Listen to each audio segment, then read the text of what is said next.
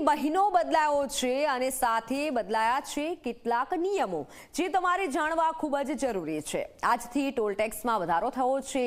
NHAIએ toll ટેક્સમાં વધારો કર્યો છે। ટોલમાં વધારો કરવામાં આવ્યો છે। હળવા વાહનો માટેના ટોલ ટેક્સમાં 5% વધારો થશે, જ્યારે કે ભારે વાહનો માટે ટોલના ટેક્સમાં 10% સુધીનો વધારો થશે।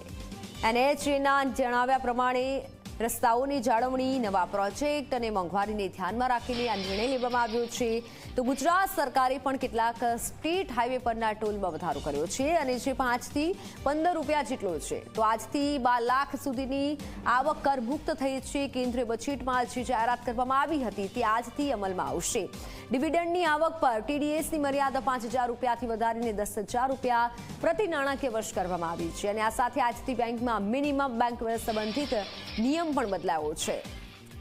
વિવિધ બેંકોએ મિનિમમ બેલેન્સના નિયમોને બદલ્યા છે। જો મિનિમમ બેલેન્સ નહીં હોય તો દંડ કરવામાં આવશે। આ સાથે તમે અન્ય બેંકના ATMમાંથી 3 જ વાર ફ્રીમાં પૈસા ઉપાડી શકશો અને ત્યારબાદ તમારે બેંક પ્રમાણે 25 રૂપિયા સુધીનો ચાર્જ ચૂકવવો પડશે।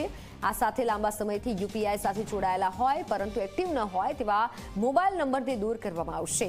એટલે કે એવા મોબાઈલ નંબર કે જેની સાથે જોડાયેલા UPI ID બંધ થઈ જશે અને આ સાથે આજથી વાહનોની ખરીદી પણ મોંઘી થવા જઈ રહી છે, કારણ કે અનેક કંપનીઓએ આજથી શરૂ થતા નાણાકીય વર્ષની ભાવમાં વધારાની જાહેરાત કરી છે અને તેથી ઘણા વાહન પણ આજથી મોંઘા થઈ શકે છે।